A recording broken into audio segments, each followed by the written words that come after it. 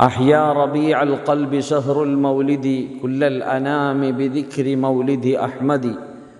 മുത്തുനബി സല്ലല്ലാഹു അലൈഹി വസല്ലമ തങ്ങളുടെ ജന്മദിനം കൊണ്ട് അനുഗ്രഹീതമായ പരിശുദ്ധ റബീഇൻ്റെ ആഗമനത്തിൽ സന്തോഷത്തിൻ്റെ ആർമാദത്തിലാണ് മുസ്ലിം ഉമ്മത്ത്.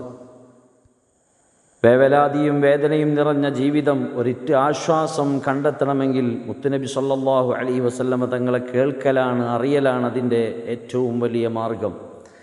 ഒരു വർഷത്തേക്ക് മുഴുക്കെ ആവാഹിക്കാവുന്ന ആനന്ദത്തിൻ്റെയും സ്നേഹത്തിൻ്റെയും നാളാണ് പുണ്യ റബീഅ്. മഹാന്മാർ പറഞ്ഞു, തമസ്സക് ബിൻ നബിയ്യി വകുല്ലു സഅബി യഹൂനു ഇദാ തുമുസ്സിക ബിൻ നബിയ്യി.